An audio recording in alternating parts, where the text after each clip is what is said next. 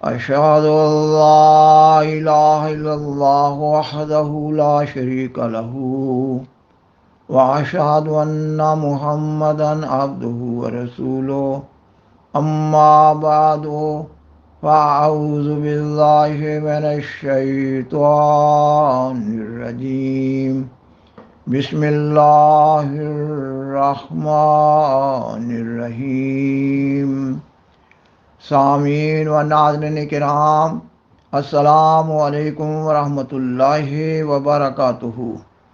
اس سے قبل گزشتہ 8 پروگرامز میں سیدنا حضرت خلیفۃ المسیح رابع رحمہ اللہ تعالیٰ کی طرف سے جماعت احمدیہ کے مخالفین، معاندین، مکفرین، مکذبین اور ان کے سیاسی و مذہبی سربراہوں آئمت التکفیر کو قرآن مجید کی سورت آل عمران آیت 62 کی تعلیم کی روشنی میں دیے گئے مباہلہ کے کھلا چیلنج کو زیر بحث لایا گیا ہے۔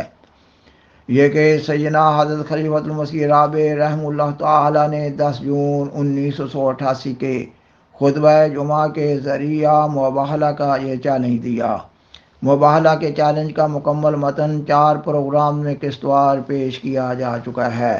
نیز یہ بھی بیان کیا گیا ہے کہ مباہلہ کی اشاعت کے بعد کے حالات سے معلوم ہو رہا ہے کہ اس چیلنج پر مخالف احمدیت علماء نے ہیلوں بہانوں کا سہارا لیتے ہوئے راہ فرار اختیار کی۔ سیدنا حضرت خلیفۃ المسیح رابع رحمہ اللہ تعالی نے 5 اگست 1988 کے خطبہ جمعہ میں مخالف احمدیت علماء کے ہیلے بہانوں پر تبصرہ پیش فرمایا۔ مباہلہ کے سلسلہ میں پیش کیے جانے والے 7ویں پروگرام میں مخالف احمدیت علماء کے ہیلے بہانوں کا ذکر کیا گیا ہے۔ 8ویں پروگرام میں مباہلہ کے چیلنج پر طاہر القادری کے رد عمل کے جواب میں جماعت احمدیہ کے پریس سیکریٹری کا ان کے نام لکھا گیا خط پیش کیا گیا ہے۔ جماعت احمدیہ کے پریس سیکریٹری کے اس خط میں طاہر القادری کے رد عمل کو قرآن مجید اور حدیث کی روشنی میں باطل قرار دیا گیا ہے۔ یہ خط روزنامہ آغاز کراچی 24 اکتوبر 1988 میں شائع ہوا۔ نیز یہ خط ہفتہ بدر قادیان 17 نومبر 1988 میں بھی شائع ہوا۔ آج کے پروگرام کے ذریعہ کتاب سلسلہ احمدیہ جلد 4 کے حوالہ سے اس مضمون کو آگے بڑھایا جا رہا ہے۔ اس پروگرام میں مباہلہ کے چیلنج پر جماعت اسلامی کے سربراہ میاں طفیل محمد کے رد عمل کا ذکر کیا جا رہا ہے۔ ان کو مباہلہ کا چیلنج بھجوایا گیا تھا۔ انہوں نے مباہلہ کا چیلنج ملنے پر سیدنا حضرت خلیفۃ المسیح رابع رحمہ اللہ تعالیٰ کو ایک خط لکھا۔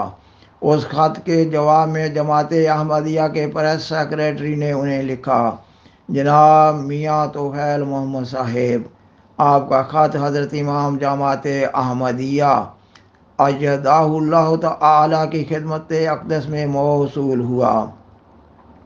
آپ کے خط کے اہم نکات کا جواب اختصار کے ساتھ درج ذیل ہے۔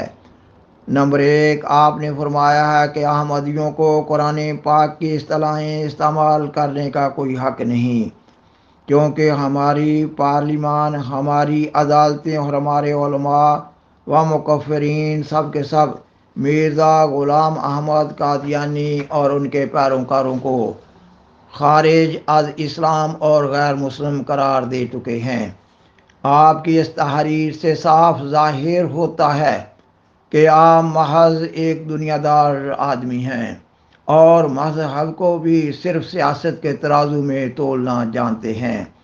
تبھی تو آپ نے خدا اور اس کے رسول صلی اللہ علیہ وسلم کے فیصلوں کو یکسر نظر انداز کر کے پارلیمان کے فیصلے کا حوالہ دیا ہے۔ یہ پارلیمان وہ ہے جس کی اکثریت خود آپ کے نزدیک دینی علم و عمل سے آ رہی تھی۔ آپ نے قرآن کریم، احادیث اور تمام سابقہ ائمہ اسلام سے ہٹ کر یہ عجیب مسلک اختیار کر لیا ہے کہ کسی شخص یا جماعت کے مسلمان ہونے کا فیصلہ خدا اور اس کا رسول صلی اللہ علیہ وسلم نہیں کریں گے، بلکہ ملکی پارلیمان، عدالتیں اور ملا مجاز ہیں کہ جس کو چاہیں مسلمان قرار دیں اور جس کو چاہیں دائرہ اسلام سے خارج کر دیں۔ جماعت احمدیہ کا موقف ہمیشہ سے یہی رہا ہے کہ ہر وہ شخص جو کلمہ شہادت پڑھتا ہے اور اپنے آپ کو مسلمان کہتا ہے، اس کے مسلمان کہلانے کا حق دنیا میں کوئی اس سے نہیں چھین سکتا۔ یہ حق اس کو خدا اور رسول صلی اللہ علیہ وسلم نے دیا ہے، اور دنیا کی کوئی طاقت نہیں کہ اس سے اس حق کو چھین سکے جو خدا اور رسول صلی اللہ علیہ وسلم نے اس کو عطا کیا ہے۔ آپ کے خط سے یہ بھی کوتاہ نظری معلوم ہوئی کہ اسلام تو عالمگیر ہے، اور آپ پاکستان کی پارلیمنٹ کے فیصلے کو ایک عالمگیر مذہب کے اوپر چسپاں کرنے کا زعم رکھتے ہیں۔ پاکستان کا قانون تو پاکستان کی جغرافیائی حد سے باہر نہیں جاتا، جبکہ اسلام ایک عالمگیر مذہب ہے۔ حضرت صلی اللہ علیہ وسلم رحمت للعالمین ہیں۔ اس لیے پاکستان ہو یا کوئی اور ملک، کسی کے سیاسی فیصلے کا مذہب اسلام پر کوئی اثر نہیں ہو سکتا۔ نمبر 2، آپ نے یہ بھی لکھا ہے کہ ہمارے نزدیک مباہلہ تو کجا، کسی بحث و تکرار کے لیے آمادگی بھی ارتکاب کفر کے مترادف ہے۔ آپ کی یہ بات بھی قرآن کریم اور سنت رسول صلی اللہ علیہ وسلم کے بالکل برعکس ہے، اور آپ کا موقف یہ بنتا ہے کہ چونکہ آپ کو احمدیت کے جھوٹا ہونے اور اپنے سچا ہونے پر کامل اعتماد ہے، اس لیے کسی مباہلہ کی گنجائش ہی نہیں رہتی۔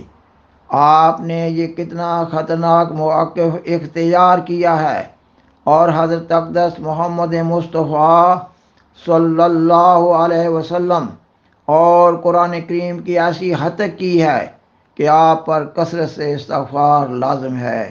جب حضور اکرم صلی اللہ علیہ وسلم نے نجران کے عیسائیوں کو مباہلہ کی دعوت دی، تو کیا نعوذ باللہ آپ صلی اللہ علیہ وسلم کو ان کے جھوٹا ہونے اور اپنے سچا ہونے میں کسی قسم کا شک تھا؟ کیا رسول اللہ صلی اللہ علیہ وسلم سے بھی بڑھ کر آپ کو اپنی سچائی پر ایمان ہے؟ آپ کی ذہنی الجھنوں اور تضاد پر افسوس ہوتا ہے کہ عالم دین کہلا کر کس قدر دین کی مبادیات سے غافل ہیں۔ آپ کے خط کے دوسرے حصے میں جن الزامات کا ذکر کیا گیا ہے، یہ تو سب وہی الزامات ہیں جو ہمیشہ جماعت پر لگائے جاتے ہیں، اور آپ کی اس قسم کی دل آزاریوں کی وجہ سے ہی تو آپ کو دعوت مباہلہ دی گئی ہے۔ آپ پھر انہی باتوں کو دہرا رہے ہیں۔ حضرت امام جماعت احمدیہ کو ان الزامات کے جھوٹا ہونے پر اتنا یقین ہے کہ لعنت اللہ علی الکاذبین کہا ہے۔ اگر آپ کو ان الزامات کی صداقت پر اتنا ہی یقین ہے تو پھر لعنت اللہ علی الکاذبین کہنے میں کیا حرج ہے؟ کیا عالم الغیب و شہادہ خدا کو علم نہیں کہ کون سچا ہے اور کون جھوٹا؟ آپ کے لیے تو یہ بہترین موقع ہے کہ آپ حضرت امام جماعت احمدیہ کا یہ چیلنج قبول کر کے عوام الناس کو گمراہی سے بچا لیں۔ ہماری تو سمجھ میں یہ بات نہیں آتی کہ آخر آپ فیصلہ خدا تعالیٰ کی عدالت میں لے جانے سے ہچکچاہٹ کیوں ظاہر کر رہے ہیں؟ سامعین و ناظرین کرام، جماعت احمدیہ کے پریس سیکریٹری کے مذکورہ خط سے بخوبی معلوم ہو رہا ہے کہ جماعت اسلامی کے سربراہ میاں طفیل محمد نے سیدنا حضرت خلیفۃ المسیح رابع رحم اللہ تعالیٰ کے مباہلہ کے چیلنج کو قبول کرنے سے راہ فرار اختیار کی، اور ایسے ہیلے بہانوں سے کام لیا جن کا ایک عالم دین کہلانے والے سے تصور بھی نہیں کیا جا سکتا۔ وہ اپنے ان مذمومہ ہیلوں بہانوں کے جواز میں پاکستان کی پارلیمان کے فیصلے کو بنیاد ٹھہرا رہے ہیں، جبکہ حقیقت یہ ہے کہ مذہب اللہ تعالیٰ کی طرف سے ہوتا ہے، اور مذہب کا معاملہ اللہ تعالیٰ اور اس کے بندوں کے درمیان ایک معاہدہ ہوتا ہے۔ اللہ تعالیٰ نے کسی بندے یا کسی جماعت کو یہ حق نہیں دیا کہ وہ کسی دوسرے بندے یا کسی دوسری جماعت کے مذہب کا فیصلہ کرے۔ اور حقیقت یہ بھی ہے کہ پاکستان کی پارلیمان نے بھی یہ فیصلہ دیتے ہوئے کہا ہے کہ محض سیاسی اور قانونی اغراض کے لیے یہ اقدام کیا جا رہا ہے، نہ کہ قرآن مجید اور حدیث کو اپنے فیصلہ کی بنیاد ٹھہرایا ہے۔ جماعت احمدیہ کے پریس سیکریٹری کے خط میں سیدنا حضرت محمد رسول اللہ خاتم الانبیاء صلی اللہ علیہ وسلم کے نذران کے عیسائیوں کو مباہلہ کی دعوت دینے کا ذکر کیا گیا ہے، اور آج بھی کسی بھی مذہب کا پیروکار اپنے آپ کو سچ پر قائم سمجھتے ہوئے کسی دوسرے مذہب کے پیروکار سے تبادلہ خیالات کر رہا ہوتا ہے۔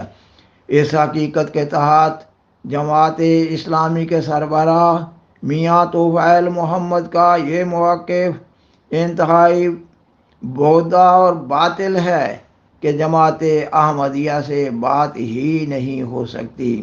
بالآخر درخواست ہے کہ برائے مہربانی اس پروگرام کو دوسروں سے شیئر کریں اور عذرائے کرم اس چینل کو سبسکرائب کریں۔ جزاکم اللہ تعالی احسن الجزاء، وآخر دعوانا ان الحمد للہ رب العالمین، والسلام علیکم ورحمۃ اللہ وبرکاتہ۔